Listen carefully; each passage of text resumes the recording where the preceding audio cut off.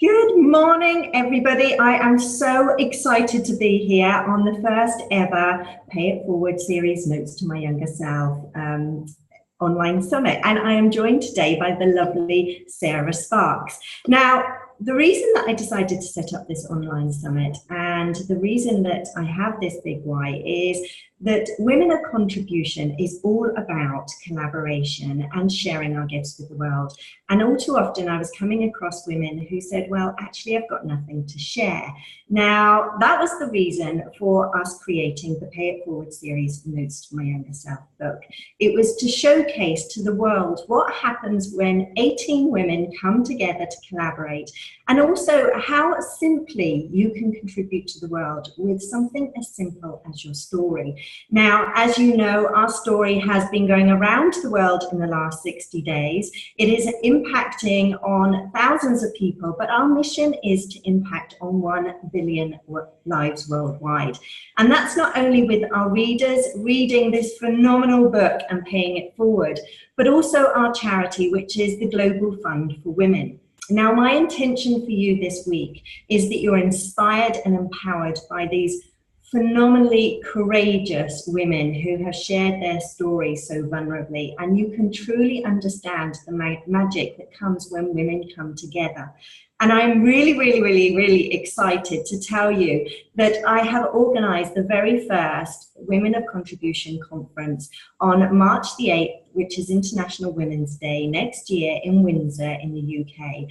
And we have women flying in from around the world, and we're not only going to be celebrating these phenomenal authors, but we're also going to be introducing you to 18 new authors for Volume 2. Now, just some logistics, because modern technology is not my thing. There is a 60-second delay, so bear with us.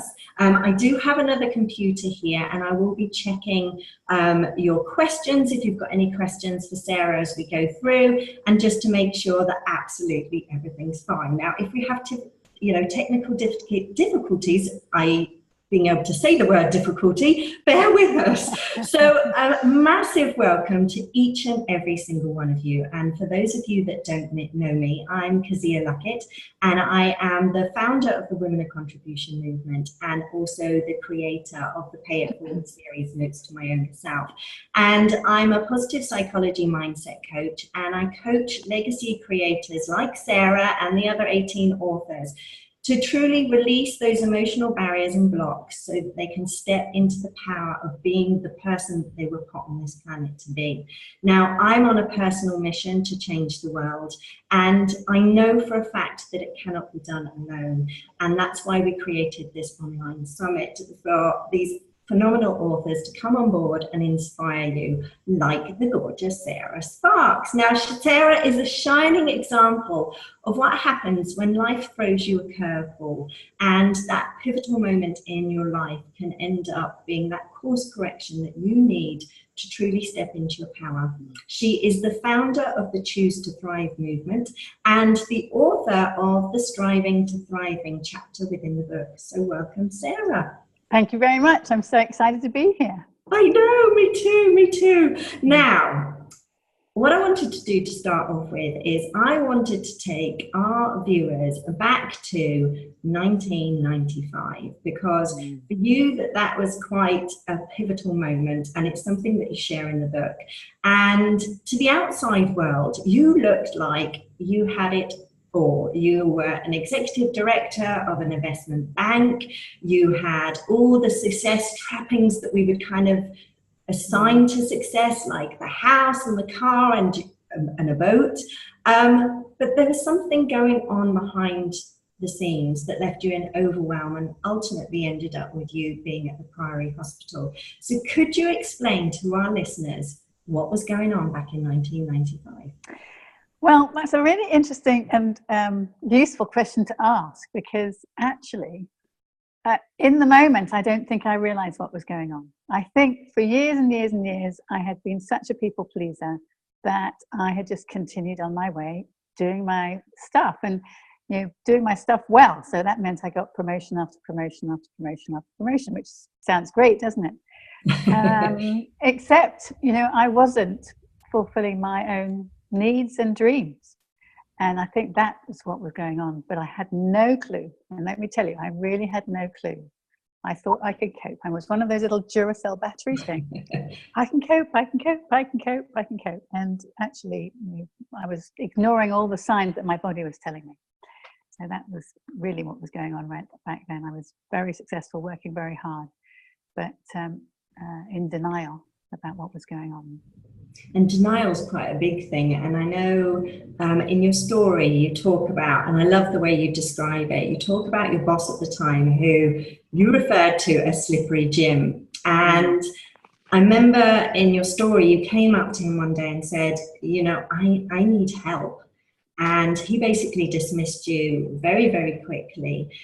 How difficult was it as a woman in a male-dominated industry to firstly step forward and say I need help, and then to get that slap back that basically said, I'm really sorry, hard luck, off you go? It was extraordinarily difficult to ask for help, and even to share that with your colleagues that actually anything was wrong, and it was not. I was not prepared to share how I was feeling, because I wasn't even cognizant myself, but actually asking for help was nigh on unacceptable behavior in the investment bank I was at, which is extraordinary, really, when you think about it, because you want, as a leader and a manager, as I was myself, what I want is my team to work really effectively. And if they are struggling, I need to know so that I can do something about it. But it was very much poo-poo. And I really went there, last measures.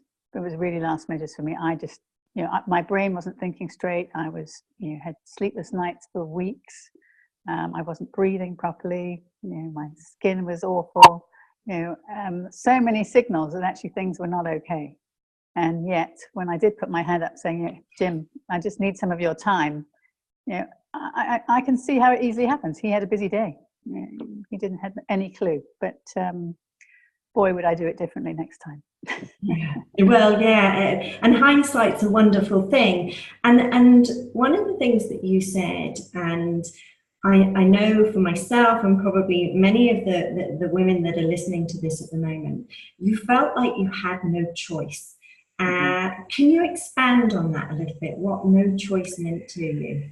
Yes. Well, I think I was just living in a set of rules, a set of expectations that had never been communicated verbally, but had been what I now call the psychological contract. What was I signing up for? So, although it actually said in my contract 9 to 5, we knew when we signed up for that particular organization, it's not a 9 to 5 place. But you kind of, that was the rule. So that would be one example. So I just felt there were all of these rules that I never checked out, and made all sorts of assumptions about, how I should be as a female leader, for example, very masculine as how I thought I ought to be. All these expectations of me that I didn't check out, that I just thought that doesn't give me any choice at all. This is the rules of engagement, and so I continued on. That isn't the case. It often isn't the case. It's what we make up in our heads as are the rules, and actually, it's not always serving us. And we do need to check these things out. So that's what that meant to me. Sorry to interrupt, but I was going to say, and obviously you said you thought that there was kind of these predestined rules before you started with an investment bank, and those, from anybody reading your chapter, would include working long hours, not having sleep, skipping meals, probably skipping, even our bodily functions that need to happen because you have stuff that needs to get done. How do you think businesses at the moment are kind of changing that environment so that women, or men for that matter, are not having to deal with those pressures and that overwhelm that you ended up in? Well, to be honest, I don't think they're doing very well. Yeah, I think the fact of the matter is the world has changed significantly. Wouldn't you agree, Kezia? The world has changed significantly in our career lifetime. And it's changing apace. And yet the way we're working hasn't fundamentally changed. And our policies and procedures within these large organizations haven't shifted significantly. So I don't think they're doing a very good job, and I think there's more and more of an issue about people expected to do too much in too tight a time frame, being put beyond their comfort zone and their area of competence, and often not having the support around them. And those 4 things are the things that the health and safety executive recognise are the key things that start stress, anxiety and depression.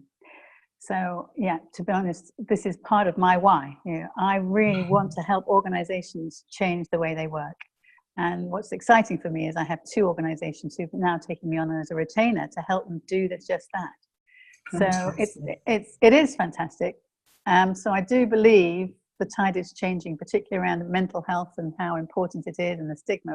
I believe the tide is changing, but these organizations are huge tankers, absolutely huge tankers. And to turn the corner is going to take some time. And of course, if it was easy, they would have done it. So it's not easy, but it absolutely needs to be done for our whole society, for the world. So I too am on a mission.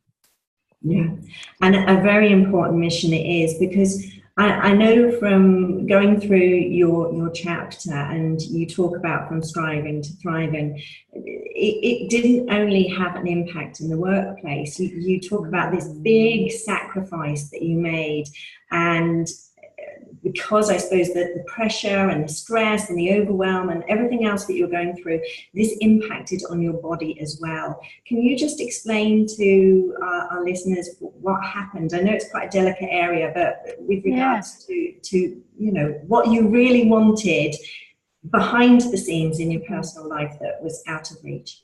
Yeah, absolutely. I'm very happy to share that.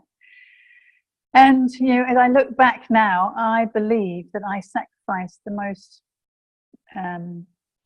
most productive years of my life to something that I didn't enjoy, that I was on a treadmill for. And although I had the trappings of success, I wasn't happy. So what happened for me is I absolutely wanted to have a family, and I got married in 1992, and we tried for years to have a family of our own, and it wasn't happening. So we went through the IVF process, and in fact went through 6 rounds of IVF, which was absolutely grueling, I have to say. One of the toughest things I've ever had to do, even looking back now, and I've had some tough things to do. But on reflection, it's not really surprising. My body was so stressed. I'd been under chronic stress for over a decade. And so my body was not in a place to say, okay, I feel safe enough to give life to something else. It was on survival mode. And so I really sacrificed, my future life and happiness and my family life to a career that I didn't love. And looking back, it seems absolutely ridiculous. But in the moment, it wasn't in my conscious awareness. And it is a sadness to this day that I don't have more children. I was blessed to have a child at 46 who is now 13. So I feel hugely blessed every day to have one of those wonderful things in my life that make me learn every day. But I would have loved a bigger family, and so that price was a high one. And the consequences of that, my marriage broke down, and again, that's a sadness to me too, that I really had committed to a long-term life together. And again, my work took me away from making that a good relationship. And I could go on and on about my marriage, but this is not the point. But the point really for me is that I was in denial. I had my blinkers on, and actually it so didn't serve me. And I now know what makes me happy, how to get the best out of me, and as a consequence, I have much better relationships, my health. I look 20 years younger than I did 15 years ago, which is amazing. But my body's now bounced back, thank goodness. But I wonder whether my brain has. That's one of the things that I'm seriously concerned about. We now know that chronic stress has a long-term impact and increases the chance of diseases like Alzheimer's significantly. And I had years of it.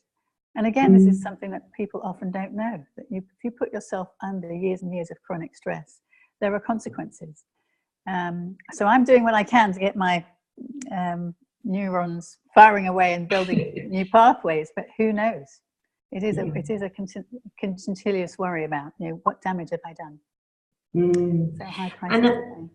And I know in your story you talk about being a people pleaser, and I know many women, myself included, have had periods or are still having periods in our lives where we are constantly trying to please other people to the detriment of ourselves. And from your perspective, that started at a really young age. And do you think that that's one of the reasons, A, why you went into maybe the career that you did, but B, why you stayed there for so long? Because you were following potentially what society would expect you to be doing? I wonder. What I really wanted to be was a doctor. Ah, okay. This is something new. I didn't know this. No, but can you believe the deputy headmistress at my school told me not to bother. Why? She said I wouldn't get in. So, in my map of the world, because you were a woman, or I'm not even sure that I would know for sure. But in my map of the world, give it a go. Yeah, if it's something that you're passionate about, give it a go. So this idea of being so easily influenced by others.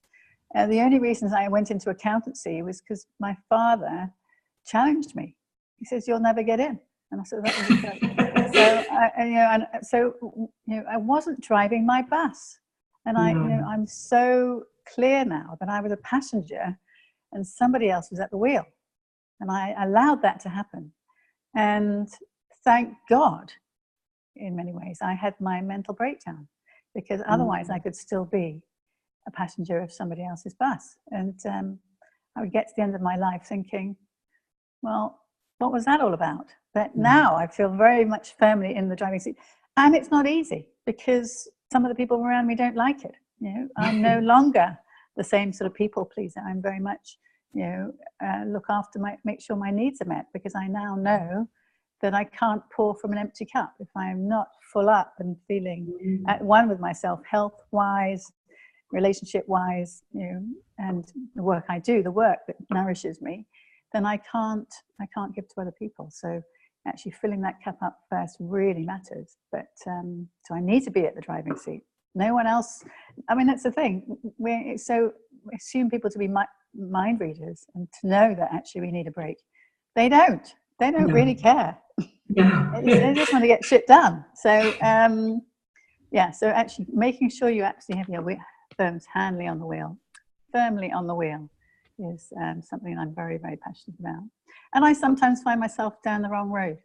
Don't you, Kazir? Sometimes you think something looks really, really exciting and interesting, and you drive down there and you think, nah, that's not it. But the wonderful thing is, I'm now in that bus and that driving seat where I can turn around and take another route. So it's made a huge difference, and I now feel so alive, and that I know that when I get to the end of my life, I'm going to get emotional, that I will have made a difference, and I'll be proud of what I've done. Most definitely. Oh, I mean, without a shadow of a doubt, you already are. And the thing that I absolutely love about you, Sarah, and I'll give you a few minutes to compose yourself. I mean, for starters, it is when you think of when you come to the end of your life, you want to know that you've made a difference. And the way that we make a difference is different for each and every one of us. And we can see lots of other people that we can admire and want to be like. But ultimately, as you say, we have to be the driver of our own bus. And what I was going to say is the thing that I absolutely love about you, Sarah, is that you walk your talk. Sarah and I first met, we shared a room on a retreat, a business retreat. And you were so firm about the fact that you needed sleep and you needed to exercise and you needed to nourish your soul on a daily basis. And I know many people go, well, I haven't got time for that, especially in this work environment where they're working every hour that God sends. And you talk in the story about thinking that you just needed to carry on working harder. If it wasn't working, you just needed to carry on working harder. And we both know from a lovely friend that actually easy and relaxed is the way to go. Can you just explain to people what top tips you would give when people go, no, I'm sorry, I just need to work harder. I just need to get this done. I need to work through the weekend. I need to work on 2, 3, 4 hours of sleep. What top tips would you give people? Well, this is off the top of my head. So top tips I would say are, you cannot compromise on your sleep. Well, you can, but there are consequences. We all know that feeling when we've been on a long haul flight, that we just can't wait for the day to be over because we can't think straight, we get more irritable, we can't be creative, we couldn't possibly make an important decision on that day. And what I see these days is so many people wandering around sleep deprived all the time, and they feel it's normal, but actually it's been proven that it's as if they are drunk, that you're not able to do what you need to do. So for somebody who just says they've got to get shit done, I would say prioritize sleep, number one. Whatever amount of sleep you're getting, get half an hour more every night for a week and just notice how much better things are. So that would be my first tip. And then, this working harder and harder and harder and harder and harder and harder, it doesn't work. If you are a performance athlete, you know that if you want to have peak performance on a certain day, you have to pace yourself, number one, but also you need to have stress and then rest, stress and rest, stress and rest. So you're building the muscle. But the rest is equally as important. Our tennis players, our famous tennis players and our cyclists jump into ice baths, do all sorts of things in order to maximize the recovery time. And yet in the business world, we just work without the recovery time. We do not allow our brains to recover. And the thing is, our brains can only hold a certain amount of information and then they get overloaded. So, stepping away from what you're doing every 60 to 90 minutes really makes sense. This is going to be politically incorrect, but I think people should take a fag break. But without a fag. If they don't smoke, yeah. But without the fag. Take a fluid adjustment break, a fab break, but just step away. Taking a deep breath. There's probably a good reason why cigarette smoking was popular, but also help people get and do lots of work because they took a deep breath. Do it with me now. You can take that deep breath and then you let it go. So that would be my tip number 2, take regular breaks. And the third one is one that is another muscle that needs to be really honed, and it's something that people are losing. It is the art of focus concentration. We are so distracted these days that actually being able to focus and concentrate is, even when you try and do it, you're so used to being distracted, you distract yourself. So actually to practice focus concentration and get deep work done, you'll get so much more work done when you're not distracted. So it is a real good productivity tool, but most people have just lost the ability to focus and concentrate. So those would be my 3 top tips. And so instead of working harder, be really savvy and strategic about how to work well as opposed to work hard. Be smart. And the distraction thing is massive. I mean, especially with social media these days, and I will be the first to put my hand up and say that I quite often will come onto social media and think, right, I'll do my social media time, and I'll get on there and all of a sudden I'm distracted with something else. And then I think, well, what was I doing? It's like you walk into a room knowing that you were there to pick something up and then suddenly discover that you can't remember. And that might be an age thing, but I think this multitasking, we've been sold that we need to wear it as a badge, and we wear it with the badges, but with pride. But actually, what you're saying is it can be a little detrimental to what it is that we're doing. Well, if only it was only a little detrimental, because I think it's significantly detrimental. They've proven you can't multitask. What you're doing is flipping from one task to the other very quickly when you think you're multitasking. But each one of those different tasks takes up brain capacity, and it is finite. So if you want to do quality, deep, thoughtful, impactful work, you cannot be spread too thinly. It's a folly. And I think the facts of neuroscience will really shine a light over this period of society, and just think, what were they doing? Once we know, and it becomes so clear, and we'll have a little gadget that starts telling us what's happening to our brain. It's on our wrist. We will just look back at this particular period and think, oh my goodness, self-destruct. And it's interesting. Sorry, and it was interesting that you're saying that we only have a finite capability for thinking. And I know if you look at people like Steve Jobs, Bill Gates, one of the reasons that they tend to wear these kind of uniforms Steve Jobs, his black polo neck and his jeans, was because he didn't want to have to think in the morning. He just wanted to think on the things that were important. And I think this is the hard thing, is finding out what is most important. Absolutely. And, that's something else that I see people, many of my clients, for example, doing, is they don't take time to think. So they are responding all the time rather than, they're reacting all the time rather than thinking, okay, so what is the things that are most important that I need to take action on? And a typical example of that is that they may look at their phone in the first hour of their working day. Well, again, science has proven, if you look at the phone, now listen to this, guys, if you look at your phone in the first hour of your waking day, not just the first minutes, first hour of your waking day, you are 32% less productive than others. 32%? And the reason is because you're then filtering everything that you think you need to do that day through somebody else's agenda, what they want. Wow. So, there's so much you can do to claw time back, for example, and focus on what's really important. And when you do that, you are effectively getting a sense of, okay, I'm doing the right thing. You can achieve so much more but worry so much less, and that brings down the anxiety, and you're not less likely to suffer from anxiety, depression, things like that.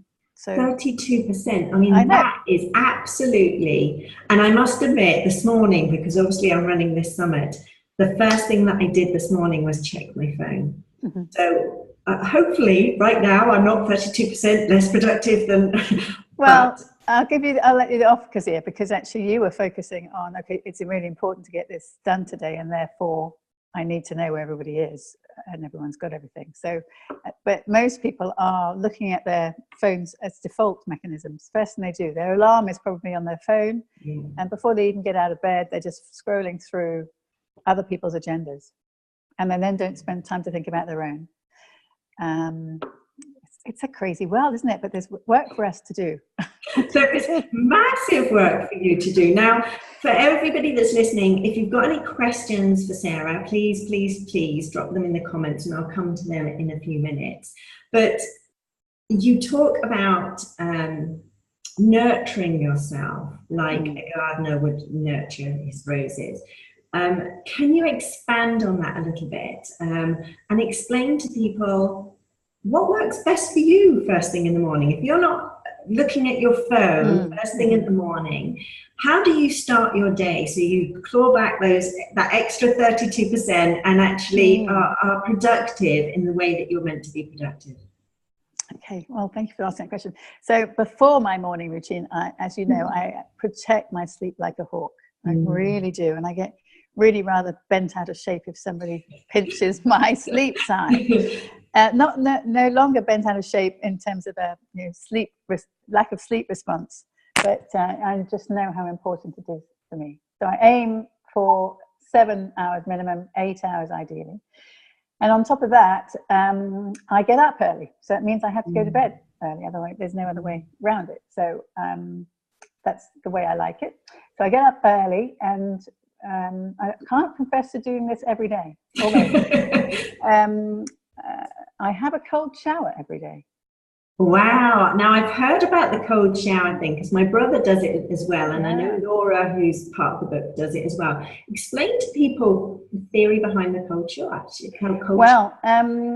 So before I explain my understanding of the theory, I'll explain my response or my experience. So since I've had cold showers, I have not had a bout of depression. Wow. Which for me is phenomenal. So I've suffered from depression probably all my life, but certainly since 1995. So for me, that's just a fantastic result. My belief is what it's doing is it's creating a shock response. But you are giving your body a shock, but it is responding and recovering. So you're building that resilience. And in fact, now, if I don't have a cold shower, I really, really miss it, believe it or not. I just love that sort of shock, immediate shock, and then pretty quickly your body gets acclimatized, and actually it's a nothing, as in you're just having a shower. And I've got to ask, the whole shower is cold? Yes. Not like washing your hair is? Yes. Oh my goodness. I kind of thought, maybe you had the joy of a heated shower to start and then flicked it over to the whole shower. You must have the quickest shower in history. Well, that is true. I'm saving water. Yeah. But so that's one thing I do, but I don't do that first. So what I do first thing when I get out of bed in the morning is I do some sort of stretching. Maybe 5 rounds of sun salutations, which would only take less than 5 minutes. If I haven't got time to do that, I would literally just be doing some sort of waking my body up, getting the blood circulating. If I haven't drank my water beside the bed already, which I may have done it in the nighttime, but I would absolutely down some water, and I would make sure I top up with water when I get downstairs as well. I then journal. And you and I both know the power of journaling. Yes. Not just about writing chapters in your book, which is also, that's part of it. But for me, daily journaling really makes a difference. So I journal about things I'm grateful for. I journal about things that are niggling me, almost to get them out of the system, so that I can look at them differently. I journal about how I want my day to be. I journal about what I want in my future. But when I'm journaling, I'm putting myself into the place of what does it feel like. So I'm writing about it, but I actually put myself into a place of what does it feel like. And for me, that just makes it happen. So now all sorts of wonderful things have happened as a consequence of my journaling. And then I sort of plan my day. So what's important? I sort of apply the win-win principle. What's important now? What's important now? Principle. Not what was important yesterday or next week, but today. What do I absolutely must get done today, and what would be a nice to have? And the other thing I do is, how do I want to be? How do I want to be today? Is it a day I want to be really compassionate with others, or and spend special time with my son, who I don't see all the time? Or is it a day where I feel actually I need to be assertive, and this is a day for standing my ground and declaring my voice. So I love thinking about how do I want to be today, because once I've done it, I just get on with my day, let everything else happen, and hey presto again, I'm more effective, I think, because of it. And then go for the cold shower after the journey, and then I'm up for the day. So I'm normally done. I'm up at 6. I'm normally done by 7:30, maybe 7-ish if I have to be, but 7:30, and it's really sets me up for the day. I love that. I love the fact that you say, who am I going to be today? And that's all part of this active choice about being the driver of your bus, not what life circumstances is going to throw at me and how I'm going to have to react in order to deal with that. And obviously, we never know what life's going to throw at us during a day, but you're actively making a choice that today, this is the person that I'm going to be. And the other thing that I love with what you've just said is what needs to be done right here, right now. at this moment in time or this day, not what needs to be done in a week, because you can so often go over and over and over and over what potentially could be needing to be done, that actually, as you say, it kind of detracts from what it is that you're here and the mission that you're doing and the work that you're doing. And I absolutely love that. Yeah, and the thing for me, Kezia, is daily habits effectively create your life. So if your daily habit is just to allow life to happen to you, that'll be your life. And I've been caught out with that strategy, and I'm not prepared to do it anymore. No, but I think the other thing for me about this journaling and just taking stock before the day starts, you can decide where your happiness is. What's going to bring me some happiness today? So I'm meeting this afternoon with one of our Dutch colleagues and just going for a walk and some lunch, which pleases me no end. I've got a productive day before and after that, but that's my part of my joy. So, yeah, I can do that. And too. we have to take that time out, and I would say the more stressed we are, the more time we need to take out. And I think it was the Dalai Lama that talks about meditation, on those days that he knows is going to be stressful, that's the day to do even more kind of self-work. And I think, self-care is banded around, and we see these massages and, nails or pedicure, etc. But actually self-care can be as simple as saying, do you know what, today I'm going to get out and walk on the beach, or I'm going to make a nice meal and sit undistracted and just be present with my food. Yeah, I so agree. I so agree. And the other thing around the more stressed you are, the more you need to do this. Of course, it's much more difficult when you're really stressed because you've got something that's creating the stress in the first place. But the thing that I've noticed is that even just taking a couple of minutes makes a difference. And if you can take a couple of minutes with somebody else, preferably outside somehow, all sorts of other perspectives come by just changing your perspective and talking to somebody, getting another idea about and that automatically then starts changing the way you're going to work and be less stressful. Lots to do. Exciting. And also having a good network. I mean, we all know that resilience is strengthened when we have a good network of people around us. So at those moments where maybe overwhelm's hitting, or you're on that borderline between being depressed and not being depressed, and often, obviously, in those situations, it can sometimes be difficult to reach out for help. But knowing that you can pick up the phone and you can speak to somebody who, regardless of what you're saying at the end of the phone, is going to understand and is going to be there and give you the space to express yourself. Absolutely, which is why these communities, like Women of Contribution and other things, make such a difference. I think that you've got an audience that will just support you in those times. So the key thing is to reach out. And statistics about suicide are really not great reading, but particularly around the men. But for women too, I know a woman who took her life last year and left 4 young children behind, which is also really pushed me to get out there and do more of the work than I do, because it really can make a difference, life or death difference. And we'll talk about the work that you do in a minute. I just want to check and see whether we've got any questions. And if you have got a question, please post it in the comments. Let me just refresh my screen. Yes. To pretend that modern technology and I know exactly what we're doing. So bear with me. So let's have a look here. We've got 16 comments. So let's have a look. Is it going to let me pull them all up? Annette Phillip just says, I'm loving this very authentic conversation full of glorious wisdom. The 32% stat is staggering. I would like to use that information in my product, but I can't seem to find any research on the internet. Are you able to provide a reference, Sarah? Now, obviously, I'm not going to put you straight on the spot and say, can you do it now?